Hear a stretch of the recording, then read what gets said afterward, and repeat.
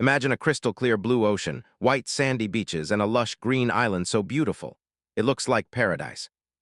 From above, it seems peaceful and untouched. You'd probably think this place belongs in a movie. But it doesn't. This island is real, and it still exists today. Yet despite its breathtaking beauty, almost nobody is allowed to go there.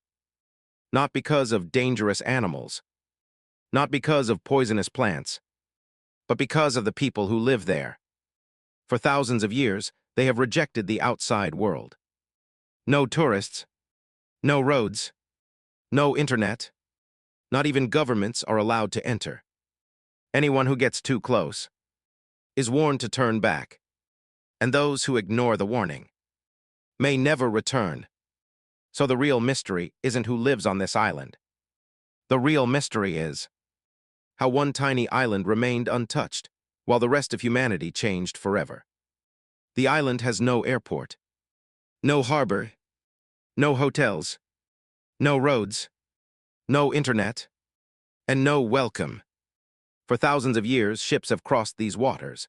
Empires have risen, maps have changed, and technology has transformed the world. Yet this island has remained almost exactly the same. Most people believe the Sentinelese have simply been isolated. But that's only part of the story. History tells us something far more fascinating. The outside world has reached this island again and again. Sailors, colonial officers, government teams, researchers, missionaries. Every generation believed it would finally make contact. Every generation failed. That changes everything. This wasn't a civilization the world forgot. It was a civilization that rejected the world. Think about it. The Roman Empire disappeared. Ancient Egypt changed.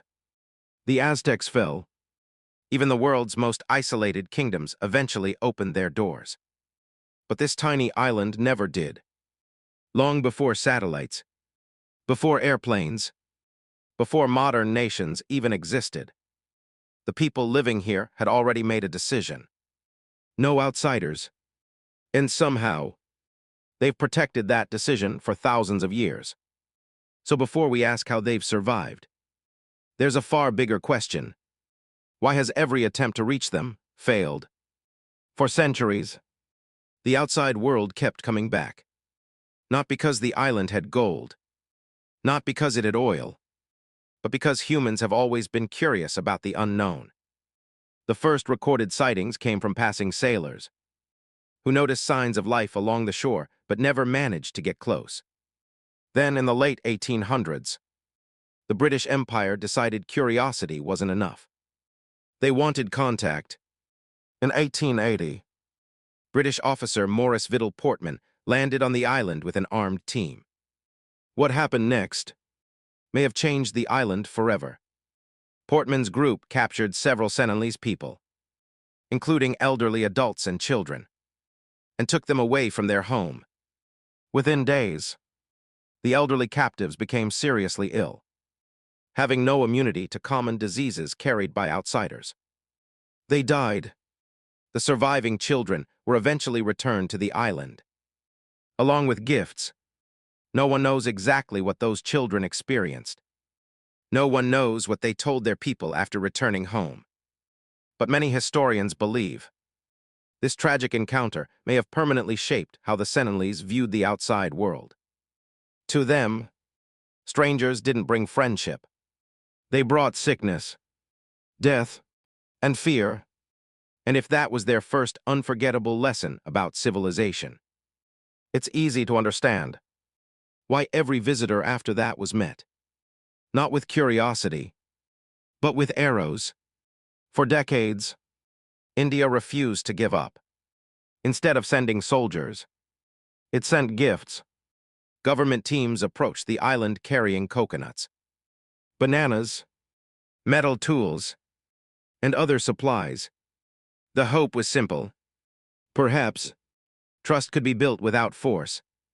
Sometimes the Sentinelese watched from the trees. Sometimes they collected the gifts after the boats had left. And sometimes they answered with arrows. One mission after another ended the same way. No conversation. No agreement. No welcome. Then something unexpected happened.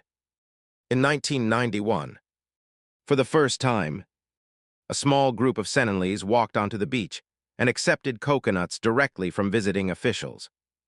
It looked like a breakthrough. For a brief moment, many believed history was about to change. But it didn't. The next visits were no different from the ones before. The distance returned. The arrows returned. And the island chose silence once again. Then, in 2004, one of the deadliest tsunamis in recorded history struck the Indian Ocean. Entire cities disappeared. Hundreds of thousands of people lost their lives. Rescue teams feared the Sentinelese had been wiped out. An Indian Coast Guard helicopter flew over the island to search for survivors.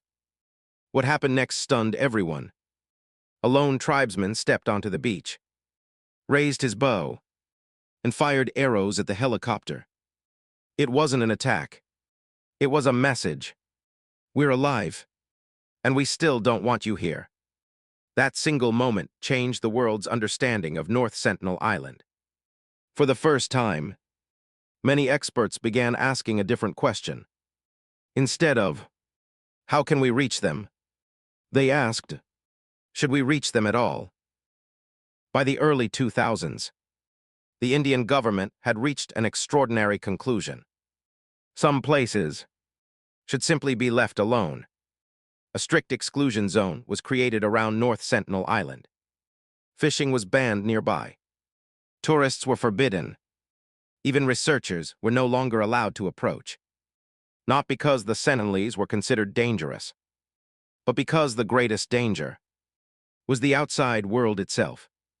A single visitor carrying a common virus could unknowingly wipe out an entire people. After thousands of years of survival, their greatest threat wasn't nature. It was modern civilization. Then, in 2018, that warning was ignored. An American missionary named John Allen Chau secretly paid local fishermen to take him close to the island. His goal wasn't exploration. It wasn't science. He believed he had a mission to introduce Christianity to the Sentinelese. The Indian government had already made it clear that entering the island was illegal. Scientists had warned that any contact could bring deadly diseases. Even the fishermen knew how dangerous the journey was. But Chau went anyway. He stepped onto the beach, holding gifts and a Bible. Hours later, the fishermen watching from a distance saw members of the tribe dragging his body across the sand. His remains were never recovered, and India made a decision that surprised many people. No rescue mission was sent. No attempt was made to retrieve the body, because entering the island again could have placed the Sentinelese in even greater danger. It was a heartbreaking reminder that protecting this tribe sometimes means accepting that some questions will never be answered. For the first time, the world began to understand something profound. Maybe the greatest act of respect isn't making contact. Maybe it's knowing when to stay away. Today, the Sentinelese remain one of the last truly isolated communities on Earth. But staying isolated is becoming harder every year. The world around them is changing, even if their island isn't. The oceans are warming. Sea levels are slowly rising. Illegal fishing boats continue entering protected waters. And every year, modern civilization moves a little closer. No one knows how many Sentinelese are still alive. No one knows what language they speak. No one knows what stories they tell their children, or how they explain the world beyond the horizon. In a time when satellites can photograph almost every corner of the planet, North Sentinel Island remains one of the few places where humanity still doesn't have all the answers. And perhaps that's exactly how it should be. For generations, the world believed every unexplored place needed to be discovered. Every culture needed to be studied. Every mystery needed to be solved. But North Sentinel Island challenges that idea.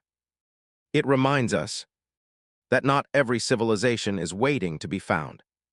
Some have already made their choice, and for thousands of years, they've defended it with remarkable determination. Maybe the greatest lesson this island teaches us isn't about survival. It's about respect. Because sometimes, the most extraordinary thing we can do is simply leave something untouched. For centuries, the world has measured progress in one direction: build bigger cities, create faster technology, connect every corner of the planet. But North Sentinel Island tells a completely different story. It reminds us that progress doesn't always mean moving forward together. Sometimes, it means respecting those who choose a different path. In a world where almost every mystery has been mapped, photographed, and documented, one tiny island still refuses to change. Not because it can't, but because it doesn't want to. Perhaps that's why North Sentinel Island continues to fascinate millions of people. It isn't the arrows, it isn't the isolation, and it isn't the mystery surrounding the Sentinelese. It's the simple fact that, after thousands of years of empires, wars, inventions, and revolutions, there are still people living exactly as they choose, untouched by the modern world. Whether that will still be true 100 years from now, no one can say. But for now, this small island remains one of the last reminders that humanity's story was never meant to have only one ending. Maybe the greatest mystery of North Sentinel Island isn't what we've never discovered about them. It's what they discovered about us, long before we ever understood them.